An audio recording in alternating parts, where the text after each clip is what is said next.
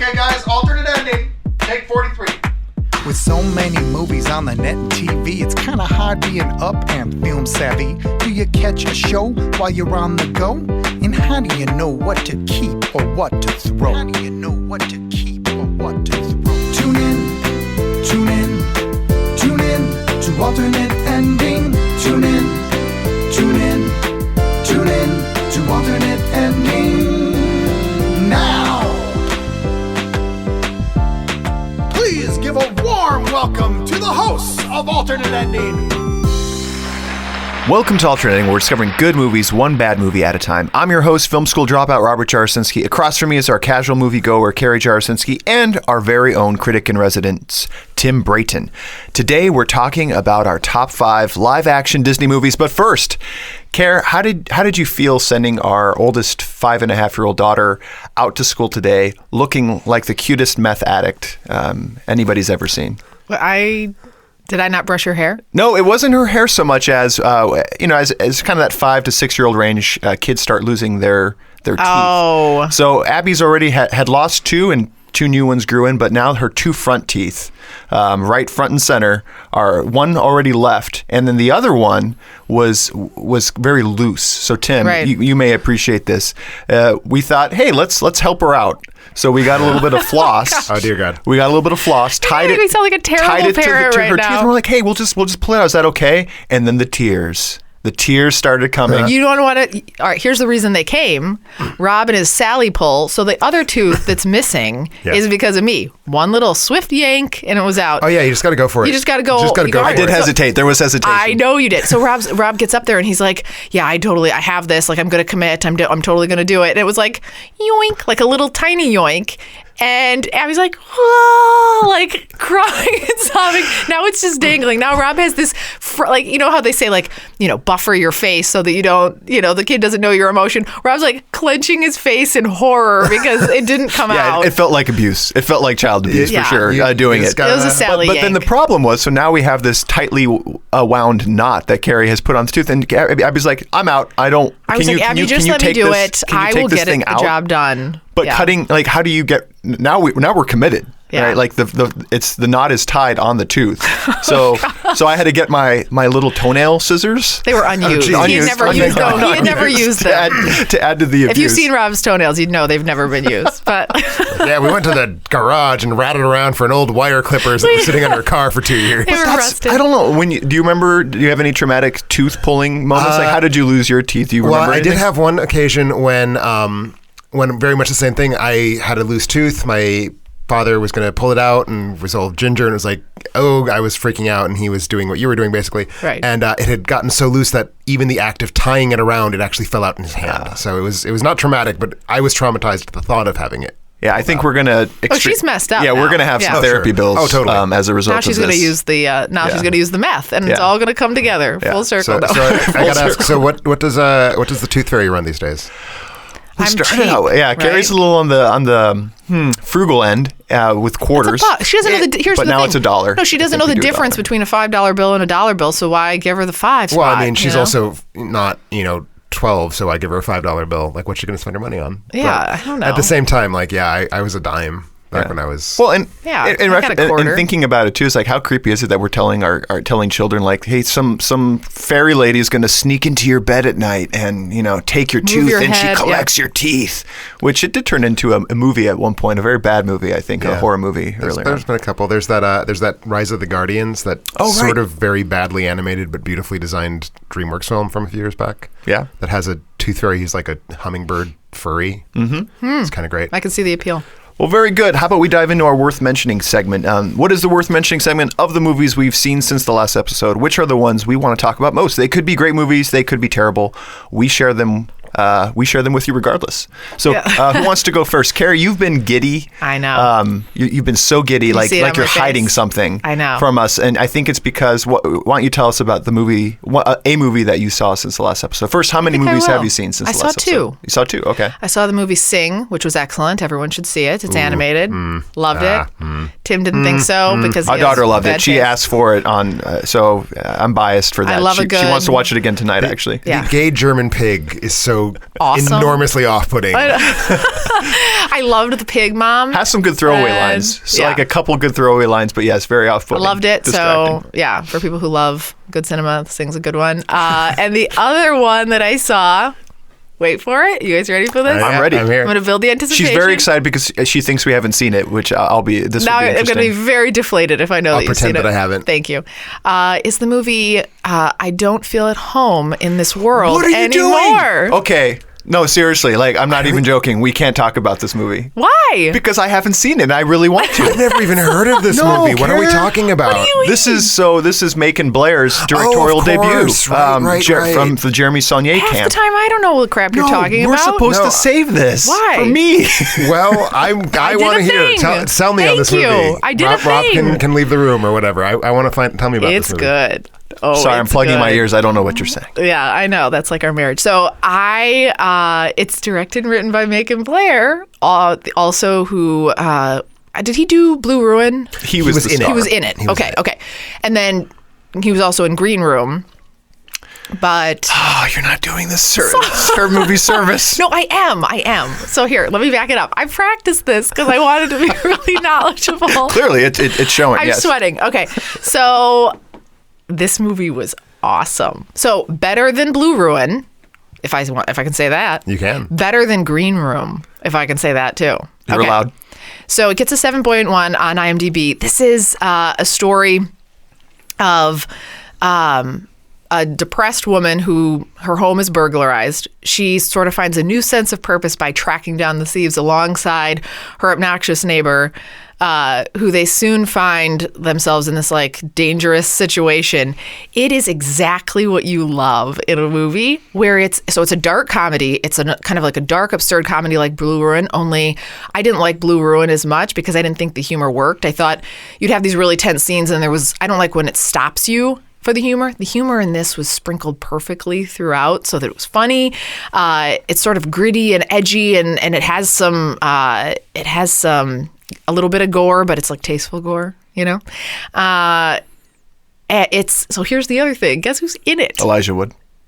You're just doing this on purpose now to like deflate my bubble. Lipsky. What's her name? Who's the one from, who's the mom in Perks of Being, or the aunt pedophile in Perks of Being a Wallflower? You're putting Tim on the spot. You're putting me on the spot. Lipinski? Megan Lipsky. Megan. Melanie. Melanie Linsky. Thank Oh, you. she's so good. Yes, I yeah, love her she's so very much. good. Underused. She underused. literally made this movie. Her and Yeah, Elijah she's very Wood good. were spectacular. She plays this very meek woman and she finds her sense of purpose and grows bolder throughout the movie. The whole thing comes together perfectly. For me, it was probably a 4-star movie. This will be like a 4.75 for you. Do you know that? So Tim, I think Carrie derives satisfaction over hurting me, like because I think it was even last night. I know. came home. I know. and I said, "Hey, we gotta make I sure to know. watch that Macon Blair movie." Did you see me being and, like, and you're like, "Which one do you mean, Rob?" Oh, the one that won the Sundance Grand Jury I was like, Prize. I don't know which one. Wait, what's that? Like, oh, it's an award for great movies. It's the one I've been talking about. So you have just stolen this movie from me, and I'm I thinking of know. retribution. But what would be equal retribution is me going out and seeing a movie that Carrie What really you is should excited do, about. you Steve. should go while it's still in theaters to see 50 Shades Darker. Exactly. That's like the only equivalent that I could do. But then, but Carrie, Maybe it's like but the time Carrie you enjoyed watched that. Jurassic enjoyed World. The movie. Maybe it's like the time you did that without me, remember? I didn't see Jurassic World without Yeah, you. you did. Or whatever the most recent one There was was. something I did do, but a was movie bad. that Carrie would like, that I would also like, that I could see first. It's coming. What's It's that? going to happen. I don't know. Oh. I'm going to figure it out, and I'm going to do that. Beauty and the So Beast. spoiler Beauty and alert. the Beast. Beauty and the Beast. I do want to see that. So spoiler alert, he did it. I don't know what. Oh, I hate you so I'm much. just kidding. It doesn't just make any joking. sense. No. No, good stuff. Awesome movie for both of you. Yeah. Awesome. Good You. to know. I look forward to seeing it. Go, buddy. What's next for you? Well, I had kind of a very boring week. I have every movie I saw has ended up in a review, and I kind of feel bad about like, oh, I saw this movie that, oh, by the way, you don't have to listen to me. You can just read it. But the one movie that I do want to really push, because it's the only thing I saw that wasn't a terrible King Kong film, was Get Out, which I know is like absolutely everyone's talking about it like, oh, you should go see this Get Out picture. Like, of course you should. You already know you should see it. I thought it was really good. A little overpraised. Not sure that it needs to be a 99% on Rotten Tomatoes, but really, really good thriller. the third act is kind of lousy, but third acts are in thrillers, and it's good to see a film that is that mechanically good at making you feel tense and also has that much like thoughtfulness and commentary underneath it. Like it's I think one of the more interesting diagnoses of what racism looks like in America that we've seen in a long time, precisely because it's not this very sober hand-holdy thing like, the documentaries that came out last year and stuff like that. Like it's a thriller that happens to also be really smart about race. Yeah, my reason for getting excited was actually I saw it in theaters too, and I was traveling for work in San Francisco and caught up with some listeners of the show and friends of ours as well, Dwayne and Ed, and we went into a Sundance Cinemas, very kind of classy theater in right there in Japantown, I believe it is, in San Francisco. We saw this. So again, directed by Jordan Peele, starring Daniel Kaluuya. I think I'm probably butchering his name. Allison Williams, who I couldn't place for the life of me. I was like, she looked so recognizable, and then so she's from Girls, HBO Girls, and also the daughter of Brian Williams. Yeah. Bradley Whitford, who is perfectly cast, but a little bit unrecognizable for me because of the beard situation. And then Catherine Keener, who I enjoy watching. She's her. So good. I like this movie. Did I really like it? I thought it was just okay. I think you gave it a 3.5 stars. Yeah. I probably give it. It's hard for me. Like I'm hovering between 3 and 3.5. I don't know if it's worthy of all of the praise and it's getting. Like, is it must see in theaters right now? Like, I don't think so. I kind of would say it is, because horror is always better with an audience. That's true. Always. Although you had an experience that sounds like maybe it was not the best. That's right. Well, it was an experience that was, I've seen horror movies in theaters. And I can't talk about it too much without giving away some of the plot points. But there were multiple applause during certain scenes of the movie, certain scenes. Yeah, that's all I can really say. Well, I think it is a genre film, so everyone knows people end up dead. Yes. And there is a certain thing that happens when people applaud when people end up dead because it is cathartic. I never like when that happens. Yeah. I always feel really dirty when I'm in a theater and people are like, you killed that person. It's like, ugh. Yeah, I looked around, I was like, really, guys? Like, we're like, and, But I mean, were they the bad guys? Well, sure. No, I can't, maybe. I don't want to give anything away by saying what was happening exactly, but during major events during the movie of a horror movie, people like were applauding. Sure. And it was just mob mentality kind of thing. Yeah, it's just very loud and very into it. Like just a little bit of a strange. Would you recommend this to people to see? I would not recommend it. I don't feel like you need to rush out to theaters. Tim says go ahead. I would wait for it to come.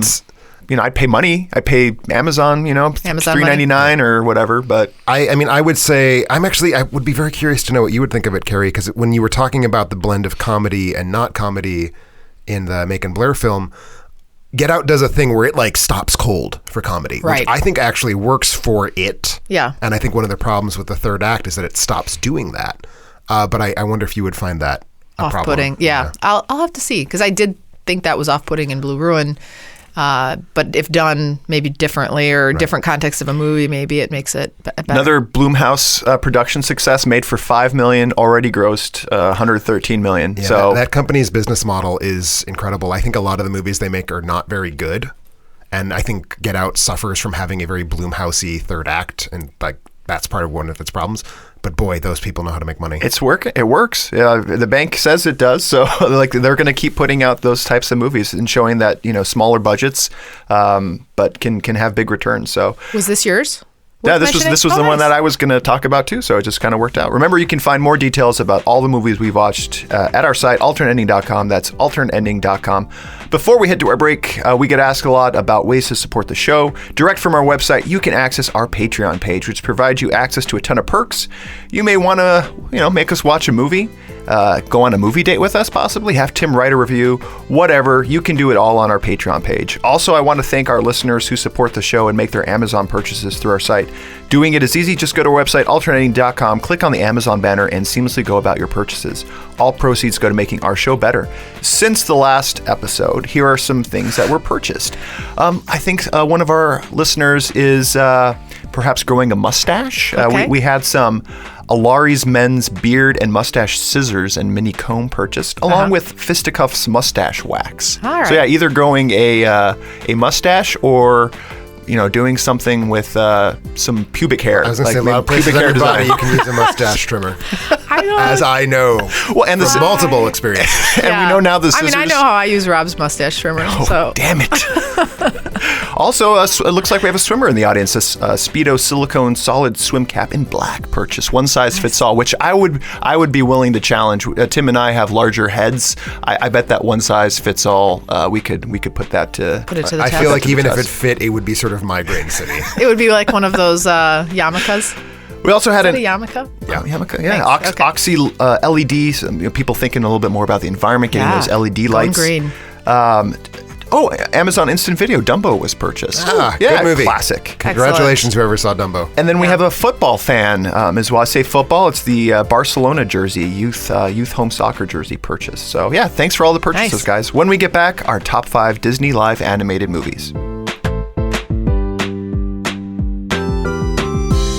And welcome back to Alternating. We're talking about our top 5 Disney live action movies. Yeah, you did say live animated when you threw us to the break, which I was excited because I was like, yeah, all those cartoons that they're drawing in real time if they're projecting it. And then I was like, I have a bad list then, if that's what But it brings up a good question, right? And this was, we had a lively debate both on our Facebook page as well as our Alternating site as well, too. So appreciate that, guys. A lot of people, what is a live action Disney movie? So what did you guys do for yours? And go first, whoever wants to. What do you think it is? I'm going. Well, so for me, the questions that need to be there are so many different questions that need to be addressed. So when we say Disney movie, what do we mean? And for me, it was anything made by Walt Disney Pictures, as opposed to Touchstone, as opposed to Lucasfilm. Right.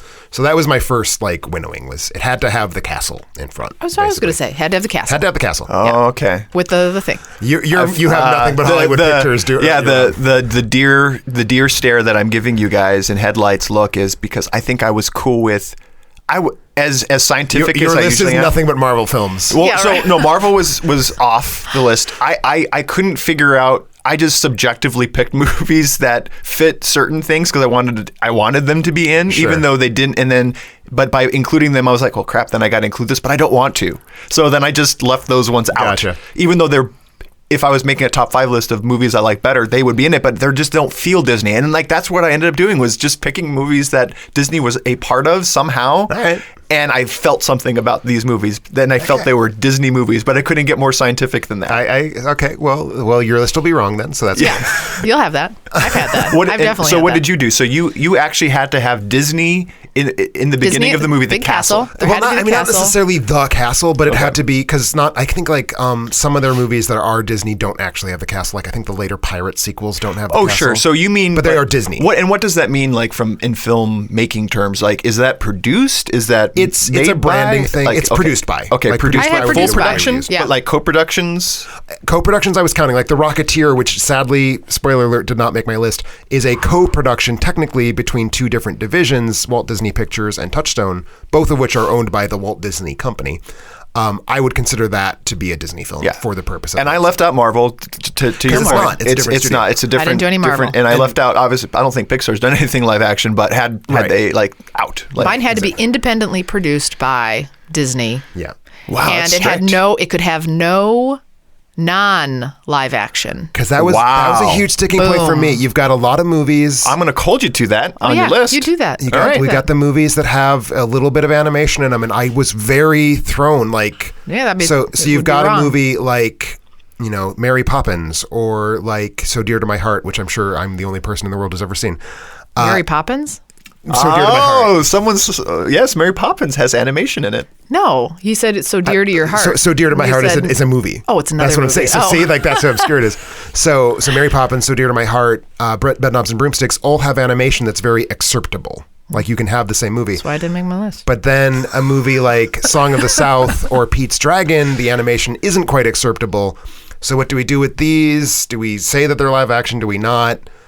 So you'll have to wait for me to find out which I thought. And this is one of the ones where I am scientific, but where I see Path of Least Resistance is easier, where I'm trying to draw all my lines of where in and out, and I just say I'm just going on feel. So I just went on feel. I'm excited then. I went on so science. Hybrids, you're saying are out, or acceptable is how you've kind of defined it. If you can remove the animation without having a different plot, I'm saying that it counts. Okay. I'm saying you cannot do that for Pete's Dragon and Song of the South. Okay. And you said no animation No in yours? animation, because I'm a purist. Oh, wow. I'm so excited and to hear I'm your kind of list. trying to redeem myself after the Giant Monsters debacle. So this is why I brought my A game this week. All right. So. Okay. I have one other criterion I threw out, totally arbitrary, because there's no real good way to do it.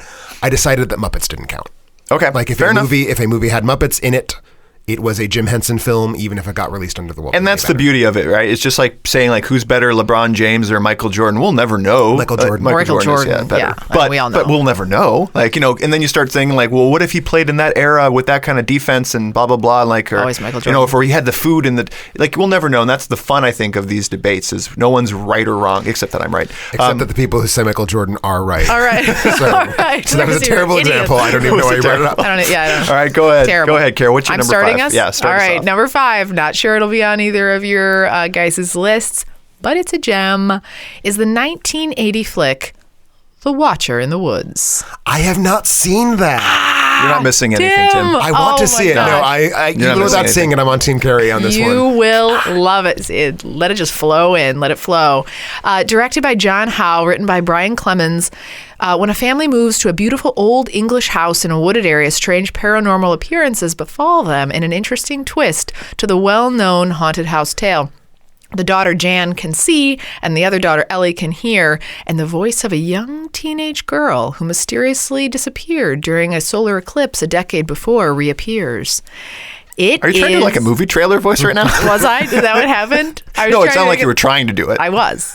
Because I was trying to make it really enticing. Not that you to were Tim. actually executing it, but it sounded like you were trying. Thank you. It was delightful. It Thank was you. very dramatic. It's- I felt like I was there. You were there. Does it make you want to see it? It gets a 6.4 on IMDb. It stars Bette Davis, Lynn Holly Johnson, and Kyle Richards.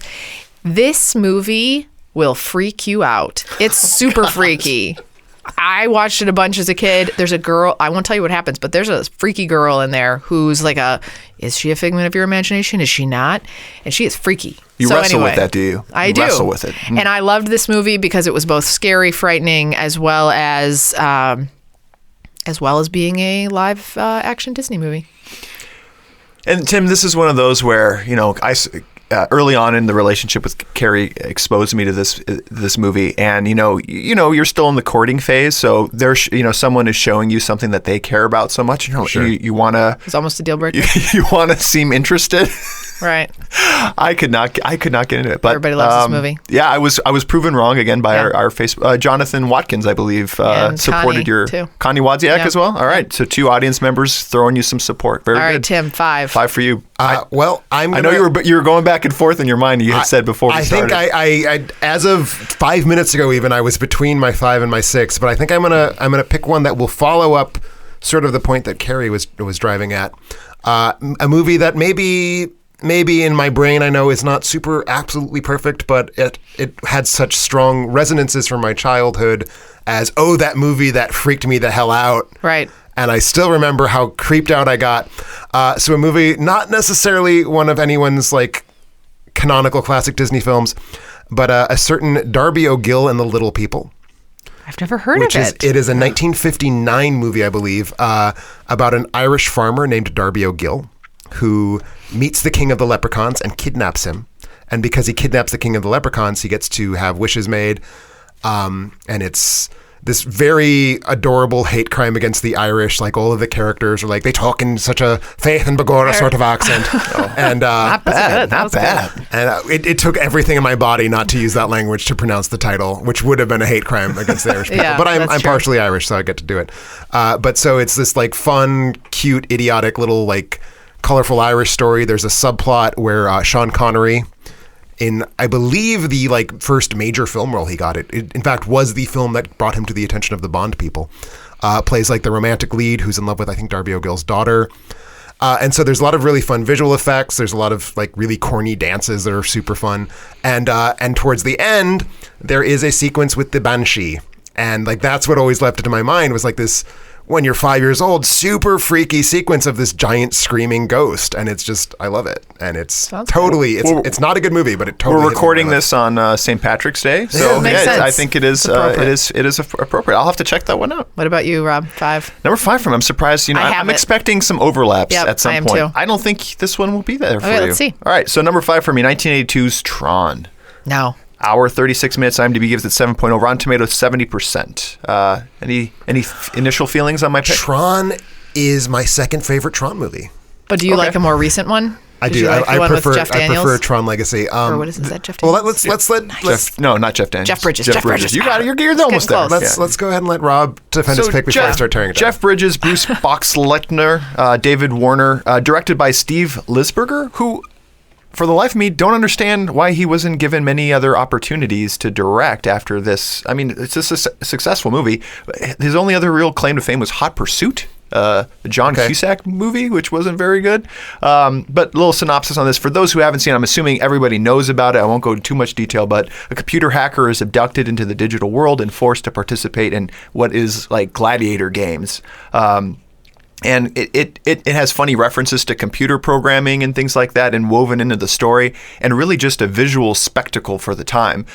First real movie using computer graphics and computer animation, so much so that I think the Academy Awards said like it was cheating, and they didn't allow them to be qualified for their visual effects because they used computers, which that's just absurd.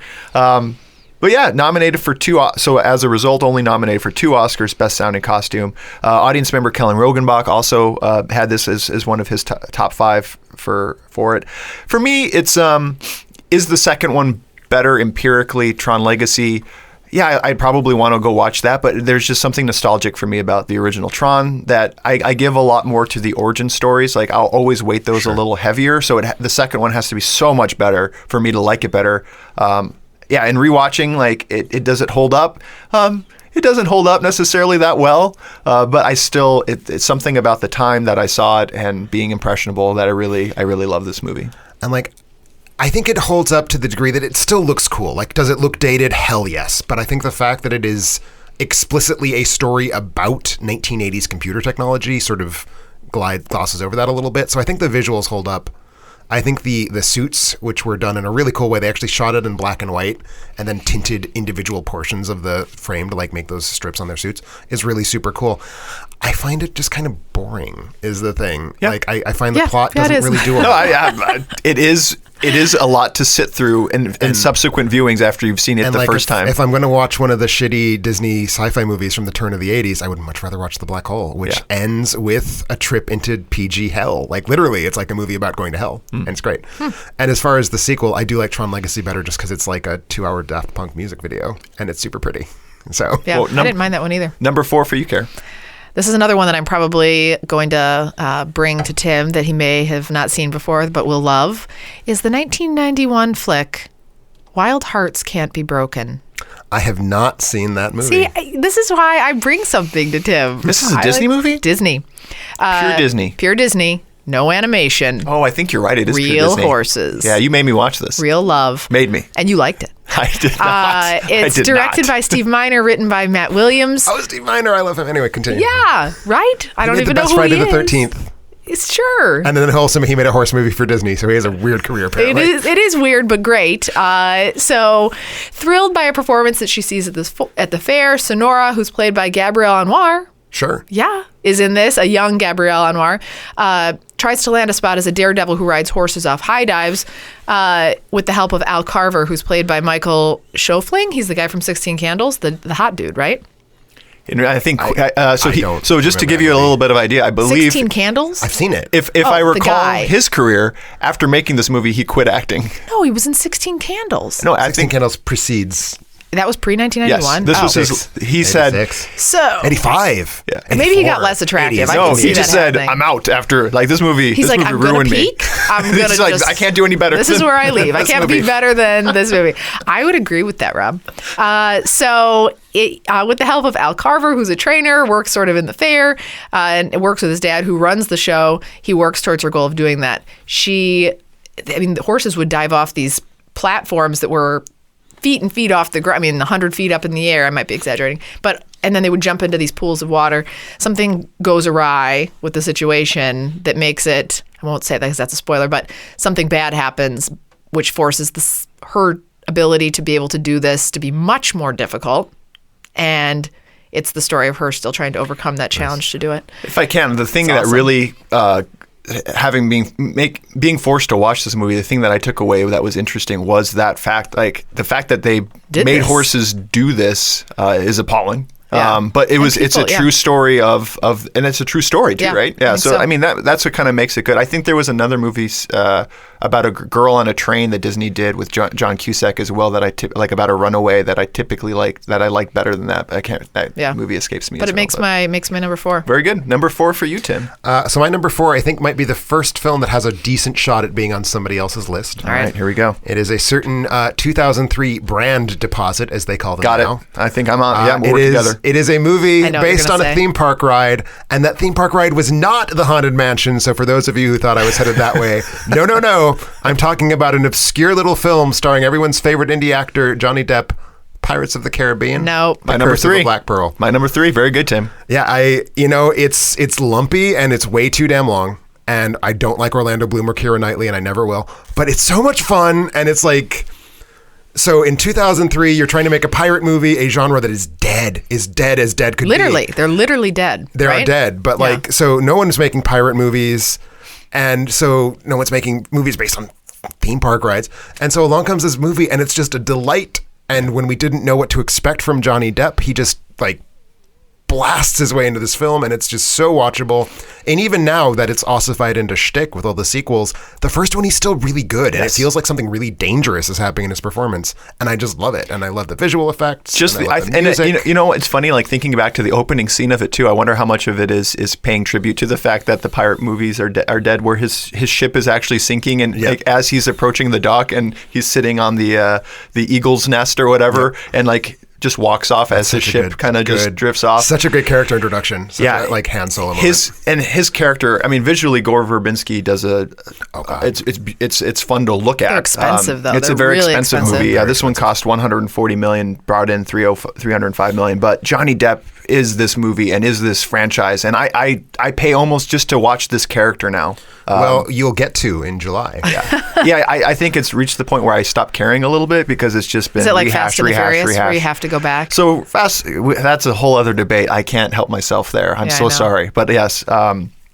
Listeners, Jason Stewart from our site WBTN and Caleb also had this high on their list as well for top 5. You could stream it now for $2.99, so you can. It's easy to find. Nice. Apparently, my favorite line that Johnny has repeated nonstop is the whole savvy thing, like savvy, is improvised like that. So one of the most memorable lines. It's very clear that he walked in and was like, "I'm not going to pay any attention to the movie you hired me to make. I'm going to make my movie." Yeah. Apparently, he wanted originally it to be a little bit darker. His character to be missing a nose or something like, and Disney was like, "Yeah, we'll let you do some things, Still Johnny, but we're gonna rein that in a little bit." So. I do wish, because Gore Verbinski's so good at making horror and Johnny Depp is so good at being like this weird perverse imp. I really wish that they had allowed an R-rated Pirates of the Caribbean. That would have been pretty cool. That would be pretty cool. It would never going to happen. So number 4 for me, I feel bad about this, guys. It's on my list. I know I'm going to steal something very high for, I'm sure, you guys. I'm so sorry. It's not my fault. I just can't move this higher up in my personal list. It's 1964's. Sorry. Mary Poppins. That's my number list. 1. It's not I on sniped mine. my number 1. And I get why it is, because but it has animation. Oh, it's not on your list. So really, good for you to spot that. Thanks. Good for you. And I understand why it's high on people's lists. It's 100% on Rotten Tomatoes. My problem with it not being higher is I actually missed out on the nostalgia factor because, again, my parents, being foreign born, didn't expose me a lot to TV. So I found out about Mary Poppins much later in life, and by then, to me, it was dated a bit. Still enjoyable, which is why it makes my number 4. But it doesn't have that nostalgia factor that would take it up higher. And Tim, I'll let you talk about it. I don't think it's just nostalgia, though. Like, I mean, obviously that's part of it. I grew up with that movie. It's potentially the movie I watched the most as a child. It holds up, though. Like, a lot of it's very stagey. Like, the sets are sets. You would never, ever look at this film and say, oh, that's London. It's like, no, that is a set. But I think that's part of the charm of it. It has this, like, very almost Wes Anderson-y, like, enclosed universe music box feel. The songs are amazing in it. Like, it's one of the all-time best original movie musicals, maybe the single best original movie musical. And the thing that always strikes me when I rewatch it, Julie Andrews is so good. And it's not just like, oh, she can sing and she has screen presence. She's like fucking good. Yeah. Like, there's nuances, because the character does nothing. Mary Poppins is not an interesting character. The film is about Mr. Banks, which is one of those other things you don't realize when you watch it as a kid. Mary Poppins has no arc, and Julie Andrews puts an arc in.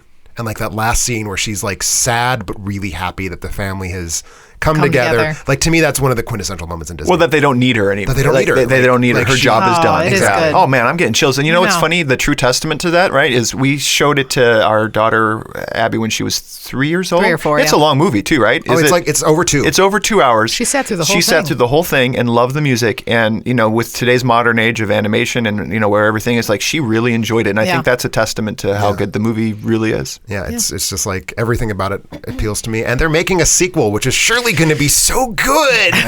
We're so excited. The only hope I have is Meryl Streep, right? I think is signed on, and Emily Blunt to be Mary. So Emily Blunt is a really? good choice to be Mary Poppins. Yeah. My feeling is like Anne Hathaway is right there. I know. Of all the actors, like Emily Blunt is like so close to perfect, and then perfect is just like obvious. It's like no, so I can't even enjoy the fact that it's Emily Blunt. I thought Meryl Streep was going to be Mary Poppins. No. It's so what does she play? Mary Poppins is ageless. I think it's still the script. I'm not sure what the details are on the sequel, but yeah, Emily's gonna. I just saw that. Yeah, I Meryl would have was liked to signed have on. it make my list if it met the criteria, but unfortunately not. So, well, what did make the criteria for your number 3, Care? I'll tell you. For number 3 for me is. I'm still toggling between what 2 and 3 should be, but I'm going to go with it. I guess is the 1991. White Fang. Nice. Okay, good choice. Thanks, Tim. Thanks, Rob. Directed by Randall Kleiser, written by Jack London. It's Jack London's classic story of the friendship that's developed between a Yukon gold hunter, played by Ethan Hawke, and the mixed dog wolf that he rescues from the man who mistreats him. Also stars Klaus Maria Braudner and James Raymer. It gets I don't know why it only gets a 6.79 to be. This was a classic. This thing was awesome. I loved the story. It was heartwarming. It was touching. It was wonderful. If you've ever missed it, you should go back and find it somewhere in the archives. Yeah, I like it too. I have nothing bad to say. I guess if the reasons why, right? It's a little slow because it's an isolated. The movie centers around a man and his dog. Yeah. And there's not a whole lot of dialogue, or it's a little bit like a Castaway being very isolating. Right. So I'm not saying that that's a knock against it. I really enjoy it. It's a good pick. Yeah. I saw it on there. I didn't include it. It didn't stand up for me. Pique your interest. Yeah, didn't make my list, but it's up there. Okay. Yeah. The novel's been filmed so many times, and I really do think it might be the best version, just because it has Disney's money behind it, which always helps with anything. Yeah. I think it just really gets something special about like the landscape and how the landscape influences the characters. And if I'm reading this right, I think it's actually available for free on Amazon Prime. Nice. So you should definitely Don't wait on it. Don't wait. Go see it if you And haven't. I will also share a fun fact for those of you whose tastes run more towards classic horror than classic Disney. The dog who plays White Fang made his film debut as the dog who plays the Thing dog at the end of John Carpenter's The Thing. Oh, wow. Interesting. So we can think of it as a sequel. Yeah. What a multi-talented dog. That's where that's really the freaky. tension underlying all of White Fang. Fang is when is he going to erupt into tentacles and eat? That's great. Thanks for the connection there. That's really good. That is good. And on a quick side note, too, I had 10, so I have 5 worth mentioning. When you've talked before about how you have a really big following of Disney fans, I always assumed there was just a bunch of creepy 40-year-olds watching Snow White. No, that's just me. Yeah, I know. But I am in this cult that you have, because it's there are a lot of awesome Disney movies I didn't realize before. And when you go through, this. and that's what the hard part of whittling it down was. It was Disney's really hard. hands are in a lot of things. Yes, and this was really hard for me to whittle down this list. So anywho. All right, number 3, I think it is to you, Tim? It is to me. So last time I picked a pirate movie where Disney rejuvenated the long-dormant pirate genre. My number 3 was a film where Disney helped invent the modern iteration of the pirate, 1950s Treasure Island. which is my favorite adaptation of. That's a book that's been very well served by the movies. There's a 1934 film that's great. There's Muppet Treasure Island, which is probably actually kind of bad, but I still love it. But this is my favorite version of the novel. It's directed by Byron Haskins, who would later go on to make The War of the Worlds, which is one of the great sci-fi movies of the 50s. But what I love about it, besides the fact it's actually Disney's first all live action movie, not a drop of animation in it. That was the first time they'd done that. So it's this really cool, like, let's see what we can do. Let's have, again, like with Mary Poppins, the sets look like sets, but they're very pretty sets. They're very, very fun, like lived in. But what I love about it is the performance of Long John Silver by the actor Robert Newton, who, I don't know if you guys know this, but sometimes pirates talk like this, matey, and they say "arr," and they have a very strong Bristol accent. He invented that. So that wasn't a thing. That was not a thing until 1950. He was like, well, the pirates came from the West Country, and he came from the West Country. And so he's like, all right, well, I'll just really play up my accent, because that would probably be how they might have talked anyway. And so, like, that's where talking like a pirate started with this 1950 movie. And it's such a good performance. It's still my all-time favorite performance of a pirate. So something, any form of pirate. Something to avoid possibly, Tim, is Carrie and I, when the kids caught The Wildlife. I'm going to see it. You're going to see it? Well, I have to. It's animation. I have to see all the animation. Wildlife. Yeah. Is that a movie? Yeah, the movie we saw in... Dumb Robinson Crusoe thing. Oh, I never saw that. Oh, yeah, we saw it together with the kids. You mean where the wild things are, do you mean? No, I mean The Wildlife. Animated version of Robinson Crusoe, how he gets to the island and the animals help kind of help him out a little bit. And then there's the antagonists are dogs. Okay, maybe so. Yes, not a good movie. So, but yeah, looking forward to your review at some point. So to either support, not in the near future. Not in your future. It's not high on your priority list. We're going to skip over me since Tim took my number 3. Well, you took my number 1. I did. So yes. You definitely you got the better. Number 2 for you. But remind us, what was your number 3? Just so we... No, my number 3, just as a reminder, Pirates of the Caribbean, Curse of the Black Pearl. Right. All right, I'm just going to keep racing to the finish here with the movie The Rocketeer. Nice. Thanks, it's a good pick. I loved it too. I know it is. I'm surprised. Now I feel bad not having it on my list. It's all right. The Rocketeer, directed by Joe Johnston. Yeah. And I have it written down. And written by Dave Stevens. Straight from the pages of a pulp comic from the past era, The Rocketeer recreates a 1930s Hollywood complete with gangsters, Nazi spies who are played by Timothy Dalton. He plays Neville Sinclair super well. And the growth of the age of aviation. A young pilot played by Cliff Secord, perfect, stumbles on a top secret rocket pack. With the help of his mechanic mentor friend Peewee, played by Alan Arkin, he attempts to save the girl of his dreams, played by Jennifer Connelly, who is the girl of everyone's dreams, and stop the Nazis as the Rocketeer.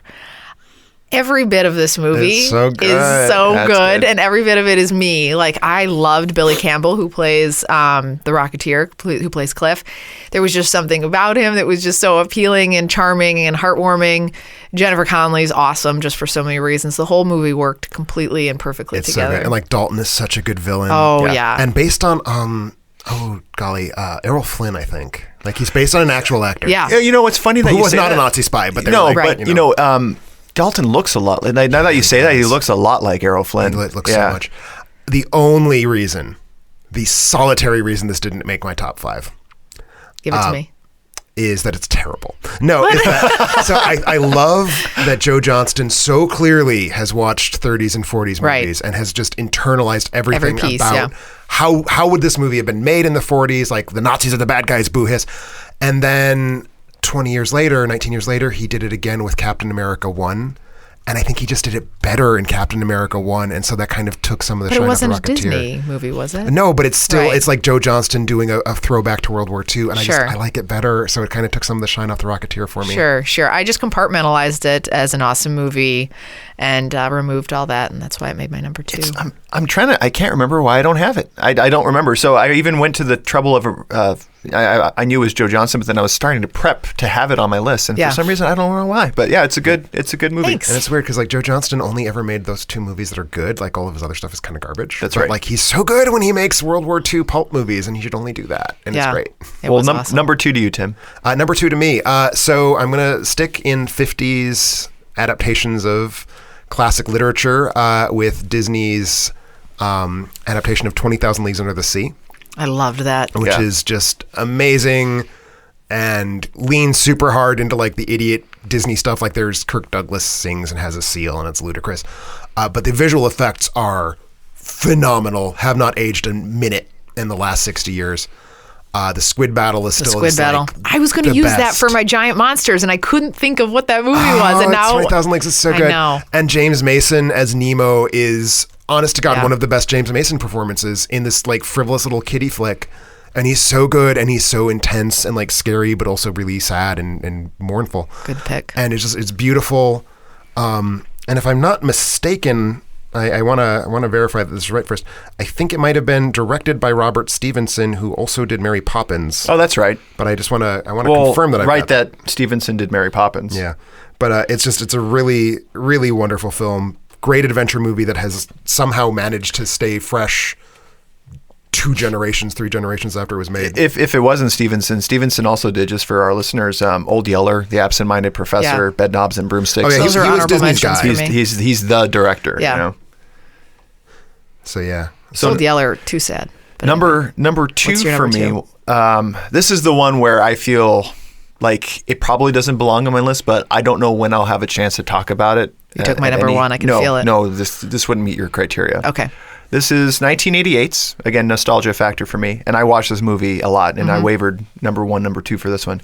It is 1988's Who Framed Roger Rabbit. Oh, yeah. Interesting. See, that one got It would have been cut from on a number of reasons. That one was cut from eligibility. And for me, it's like, this is I can't think of another top 5 maybe that we would have. Top 5 babe animated top babes. 5 awesomest movies. Yeah. Just overall. Animated babes. Yeah, I couldn't. I didn't see a future soon Her and where we would Ariel. talk about it. So I was like, let me just make sure I have a chance to talk Well, about it. let's come up with a future to talk about it because I Exactly. love this movie.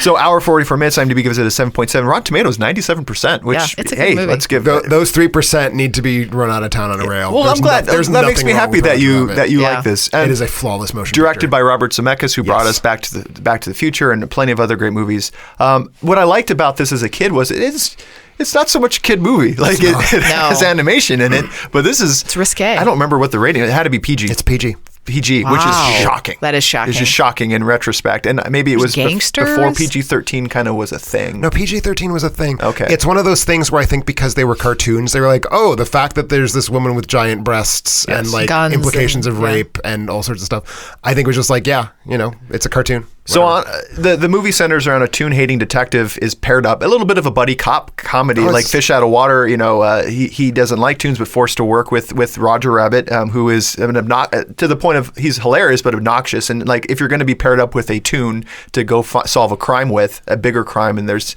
implications as well. It's a lot of funny. It's a lot of fun. Bob Hoskins stars as the kind of brooding detective, voice of Roger Rabbit by Charles Fleischer. You mentioned the bosoms of Jessica Rabbit, voiced by Kathleen Turner. They actually made her breasts heave in such a way in the opposite direction that normal breasts do. So gravity they actually fall upwards. Sure. to make her look more bosomy. I don't know about that. The animation in that film is not actually by Disney. It was a bunch of people, some of whom ended up filtering into Disney, but they were hired as an independent group led by an animator named Richard Williams, who is an incredible genius. I could go on about him for hours.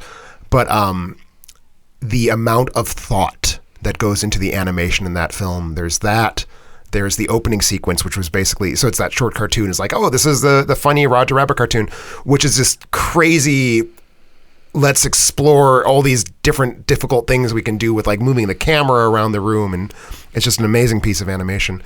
And there's actually a phrase called hitting the lamp, which is used in animation or in filmmaking generally at Disney to refer to when you put in effort to do something that no one's going to notice just to like increase the sense of realism. So there's a scene where Roger Rabbit is trying to, I think it's the handcuff scene where they're trying to get Eddie out of the handcuffs, and Roger hits the lamp and the lamp swings back and forth and causes all sorts of lighting things. No reason for that other than to just show off like, well, if he was in the space, Roger would have hit that lamp. So it's amazing. And knowing a little bit more about filmmaking, I think you can tell that the people who worked on it were just free to do and have fun with it. And the fact that you brought in disparate companies who are at odds with the animation companies, Warner Brothers and Disney, who are at odds, and you got them to working together and have toons equally represented. Well, to be fair, Warner's didn't contribute any of the animation. Oh, they didn't? Contributed the characters. Oh, okay. But I know that some of the voices were the actual voices and things like that. But just to be able to share them on screen. It is the last time that Mae Questel, who was the original voice of Betty Boop, voiced Betty Boop. And I like Betty had a Boop. very lovely scene. Yeah. Made for $70 million, brought in $154 million. Interesting thing about Christopher Lloyd, who plays kind of the bad guy in this a little bit. Kind of. Yeah, not kind of. Well, I didn't want to spoil. You're not, he plays. Spoiler alert for Who Framed Fucking Roger Rabbit. Spoiler alert! It was Christopher Lloyd who framed him. He never blinks in any of the scenes. Nope. Yeah, which I thought was kind of an interesting touch. Yep. And Zemeckis bringing him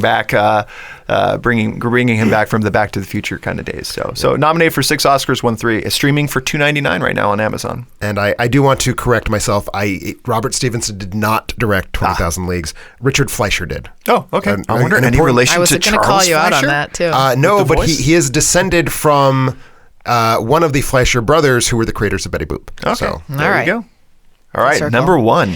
This is exciting. All righty. I think mine's gonna. I'm not gonna get cherry picked here. No more overlap.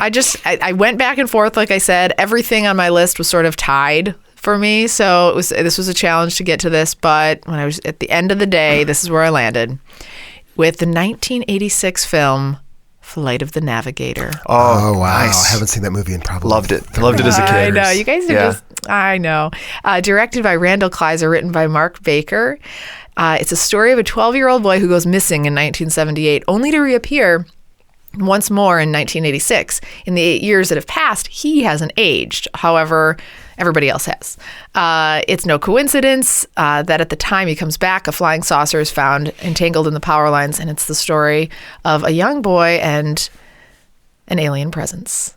And everything about this movie was awesome. I loved this movie. Am I correct that Henson had some involvement in this? Because the animals, the puppets look the world looks very Jim Henson. I'd be surprised to find he did somehow Jim Henson wasn't involved. I don't know anything about the production of that movie. I know that Disney didn't really have an in-house effects team at that point, so I wouldn't be surprised if they farmed it out the creature shop. That made a huge. The creatures were just awesome. The canisters throughout the ship. The eyeball, which is the eyeball was like the thing. And everybody wanted to be that kid taking the risk, getting on that ship, and what lies behind it. Stars Joey Kramer. Paul Rubens was in this, which I had forgotten, who plays Pee Wee Herman.